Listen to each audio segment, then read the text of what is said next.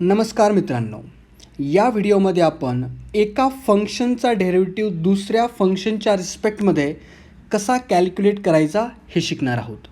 आत्तापर्यंत आपण काय केलेलं आहे? आत्तापर्यंत आपण एका व्हेरिएबलचा डेरिव्हेटिव्ह दुसऱ्या व्हेरिएबलच्या रिस्पेक्टमध्ये कॅल्क्युलेट केलेला आहे.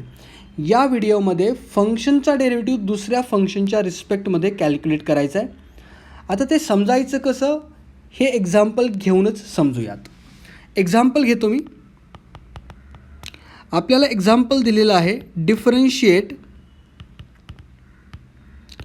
X square with respect to x cube.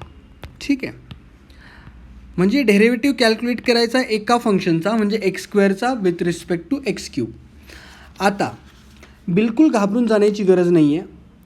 जे दोन फंक्शन दिलेले आहेत त्यांना वेगवेगळी नावं द्यायची आहेत. म्हणजे आपल्याला पहिलं फंक्शन एक्स स्क्वेअर दिलं आहे, दुसरं फंक्शन एक्स क्यूब दिलेलं आहे. मी काय करतो, लेट एक्स स्क्वेअरला यू मानतो, ठीक आहे, आणि एक्स क्यूबला व्ही मानतो. ठीक आहे, दोन फंक्शनला मी दोन वेगवेगळी नावं दिलेली आहेत.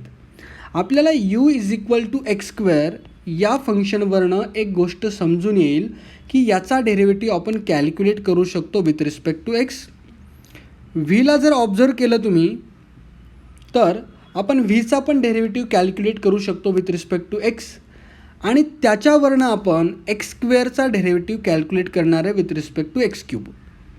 आता डेरिव्हेटिव्ह कॅल्क्युलेट करण्याच्या अगोदर एक्स स्क्वेअरचा डेरिव्हेटिव्ह एक्स क्यूबच्या रिस्पेक्टमध्ये कॅल्क्युलेट करण्याच्या अगोदर आपला एक्स स्क्वेअर आहे यू, एक्स क्यूब आहे व्ही. म्हणजे आपल्याला यूचा डेरिव्हेटिव्ह कॅल्क्युलेट करायचा आहे विथ रिस्पेक्ट टू व्ही. म्हणजेच आपल्याला d u by d v calculate करायचं आहे. D u by d v हेच काय आपलं d of x square upon d x cube. याचाच अर्थ काय आहे, derivative of x square with respect to x cube. ठीक आहे, हे आपल्याला कॅल्क्युलेट करायचं आहे. पण हे आपल्याला डायरेक्ट कॅल्क्युलेट करता येणार नाही. त्यासाठी आपण काय करणार आहोत, आपला हा यू एक्स स्क्वेअर आहे, यूचा डेरिव्हेटिव्ह घेऊ शकतो आपण differentiating with respect to x. यूचा derivative with respect to x calculate जर केला तर हा येणार आहे d u by d x, आणि एक्स स्क्वेअरचा डेरिव्हेटिव्ह आपला 2x येतो आहे. कशावरनं, पॉवर फंक्शनच्या फॉर्म्युल्यावरनं. ठीक आहे, सिमिलरली व्हीचा डेरिव्हेटिव्ह आपण कॅल्क्युलेट करणार आहे. व्ही आपल्याला दिलेला आहे एक्स क्यूब, आणि याला जर मी डिफरन्शिएट केलं विथ रिस्पेक्ट टू एक्स तर हे येणार आहे D v by d x. मग दोन्ही बाजूचा जर डेरिव्हेटिव्ह घेतला तर एक्स क्यूबचा डेरिव्हेटिव्ह येणार आहे 3x स्क्वेअर. ठीक आहे, आता आपल्याला d u by d x मिळालं, d v by d x मिळालं. याच्यावरनं आपण d u by d v calculate करणार आहेत. म्हणजेच therefore d u by d v is nothing but d u by d x upon d v by d x. यालाच मी लिहू शकतो d u by d x into d x by d v. D x cancel म्हणजेच d u by d V. याचाच अर्थ d u by d v calculate करणं म्हणजे d u by d एक्सला डी व्ही बाय डी एक्सने divide करणं. ठीक आहे, सोपं आहे. आता आपली डी यू बाय डी एक्सची व्हॅल्यू काय आलेली आहे 2x, d v by d एक्सची व्हॅल्यू काय आलेली आहे 3x स्क्वेअर. पुट करून द्यायची आहे. तर आपला d u by d v येणार आहे 2x अपॉन 3x स्क्वेअर. तर यालाच मी लिहू शकतो 2/3x. ठीक आहे, कारण एक एक्स कॅन्सल होणार आहे. अशा प्रकारे एका फंक्शनचा डेरिव्हेटिव्ह दुसऱ्या फंक्शनच्या रिस्पेक्टमध्ये कॅल्क्युलेट केला जातो. म्हणजेच मी पुन्हा एकदा रिवाईज करतो, आपल्याला जर एका फंक्शनचा डेरिव्हेटिव्ह दुसऱ्या फंक्शनच्या रिस्पेक्टमध्ये विचारलेला आहे तर पहिल्या फंक्शनला काहीतरी नाव द्यायचं आहे, मी यू बोललेलं आहे. दुसऱ्या फंक्शनला काहीतरी नाव द्यायचं आहे, मी त्याला व्ही बोललो आहे. आणि यूचा डेरिव्हेटिव्ह कॅल्क्युलेट करायचा आहे दिलेल्या व्हेरिएबलमध्ये, व्हीचा डेरिव्हेटिव्ह कॅल्क्युलेट करायचा आहे दिलेल्या व्हेरिएबलमध्ये, आणि त्याच्यानंतर आपल्याला d u by d v calculate करता येतो. अजून एक एक्झाम्पल घेऊयात. Example, differentiate log of 1 + x² with respect to tan inverse x. ठीक आहे. आता काय करायचं आहे, एका फंक्शनला यू मानायचं आहे. मग मी बोललो let u is equal to log of 1 plus x square. दुसऱ्या फंक्शनला व्ही मानलं, म्हणजे टॅन इन्व्हर्स एक्सला मी व्ही मानलं. आपल्याला यूचा डेरिव्हेटिव्ह कॅल्क्युलेट करायचा आहे विथ रिस्पेक्ट टू व्ही. याचाच अर्थ आपल्याला d u by d v calculate करायचा आहे. म्हणजेच आपल्याला d u by d x upon d v by d x calculate करायचं आहे. हे समजणं फार आवश्यक आहे. मग आपल्याला यू दिलेला आहे. यू काय आहे, log of 1 plus x square.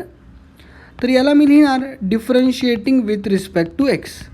तर विथ रिस्पेक्ट टू एक्स जर याचा डेरिव्हेटिव्ह काढला तर हा येणार आहे d u by d x, म्हणजेच derivative of log of 1 plus x square. आता आपल्याला माहिती आहे कंपोजिट फंक्शनचा डेरिव्हेटिव्ह कसा येतो, लॉगचा डेरिव्हेटिव्ह 1 बाय लॉग एक्सचा डेरिव्हेटिव्ह 1 बाय एक्स. एक्सच्या जागेवर जे काय आहे त्याला ॲज इट इज ठेवायचं इंटू एक्सच्या जागेवर जे आहे त्याचा डेरिव्हेटिव्ह घ्यायचा आहे. म्हणजेच हे बनणार आहे आपलं 1 upon 1 plus x square into derivative of 1 plus x square. तर आता 1 प्लस एक्स स्क्वेअरचा डेरिव्हेटिव्ह काय येणार आहे, 1चा डेरिव्हेटिव्ह 0, एक्स स्क्वेअरचा डेरिव्हेटिव्ह 2x. तर यालाच मी लिहू शकतो 2x upon 1 plus x square. हा झाला आपला d u by d x. Similarly v आपल्याला दिलेला आहे tan inverse x. D v by d x calculate करायचा आहे. आता टॅन इन्व्हर्स एक्सचा डेरिव्हेटिव्ह काय होतो, टॅन इन्व्हर्स एक्सचा डेरिव्हेटिव्ह येतो आहे 1 अपॉन 1 प्लस एक्स. आता हे आपण इन्व्हर्स ट्रिग्नोमेट्रिक फंक्शनमध्ये डेरिव्हेटिव्ह ऑफ इन्व्हर्स ट्रिग्नोमेट्रिक फंक्शनमध्ये शिकलेलो आहोत की derivative of tan inverse x is equal to 1 upon 1 plus x square.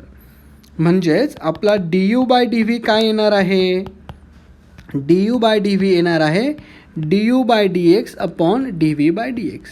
मग d u by d x काय आहे, 2x upon 1 plus x square upon 1 plus x square. यालाच आपण लिहू शकतो 2x upon 1 plus x square into 1 plus x square. तर हा 1 plus x square cancel होणार आहे आणि फक्त 2x राहणार आहे. म्हणजे आपला derivative of u with respect to v आला 2x. म्हणजेच derivative of log of 1 plus x square with respect to tan inverse x आला 2x. ठीक आहे.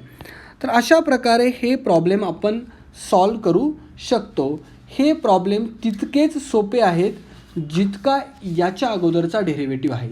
ज्याला याच्या अगोदरच्या डेरिव्हेटिव्हचे प्रॉब्लेम समजलेले आहेत त्याला derivative of function with respect to another फंक्शनसुद्धा सोपाच जाणार आहे. अजून एक एक्झाम्पल सॉल्व करूयात. एक्झाम्पल आहे डिफरन्शिएट किंवा असं विचारलं जाईल find the derivative of 7 raise to the x with respect to x to the power 7. ठीक आहे, सोपं आहे.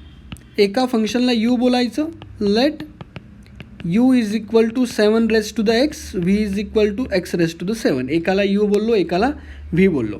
यूचा डेरिव्हेटिव्ह कॅल्क्युलेट करा with respect to x by differentiating u with respect to x.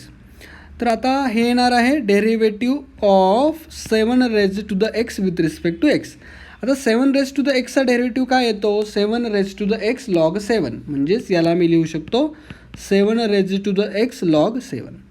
Similarly v आपल्याला एक्स टू द पॉवर 7 दिलेला आहे. Differentiate केलं दोन्ही बाजूला विथ रिस्पेक्ट टू एक्स तर आपला d v by d x बनणार आहे derivative of x to the power 7 with respect to x. आता एक्स टू द पॉवर 7चा डेरिव्हेटिव्ह काय येणार आहे, बाय पॉवर फंक्शनचा फॉर्म्युला एनच्या जागी 7 तर येणार आहे 7 into x to the power 7 minus 1 म्हणजे 7 into x to the power 6. ठीक आहे. तर हा आला आपला d v by d x.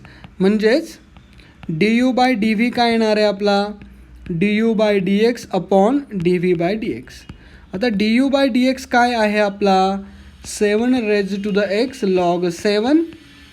हा आहे ना, इथं कॅल्क्युलेट केलेला आहे आपण. आणि d v by d x आला आहे आपला 7 x raise to the power 6. तर अशा प्रकारे हा आपण डेरिव्हेटिव्ह कॅल्क्युलेट करू शकतो. तर तुम्हाला मी सांगितलेलंच आहे की हा डेरिव्हेटिव्ह कशा प्रकारे येतो आहे. तर मला असं वाटतं की सर्वांना हे लेक्चर समजलं असेल, हा व्हिडिओ आवडला असेल. मित्रांनो, जर तुम्हाला हा व्हिडिओ आवडला असेल आणि व्यवस्थित समजलेला असेल तर तुमच्या मित्रांनाही हा व्हिडिओ शेअर करा, त्यांना पण याचा फायदा होऊ द्या. तुम्हाला जर मॅथमॅटिक्समध्ये कुठल्याही प्रकारचा डाऊट असेल तर तुम्ही कमेंट सेक्शनमध्ये नक्की मला सांगा. मी लवकरात लवकर त्याचं सोल्युशन देण्याचा प्रयत्न करेन.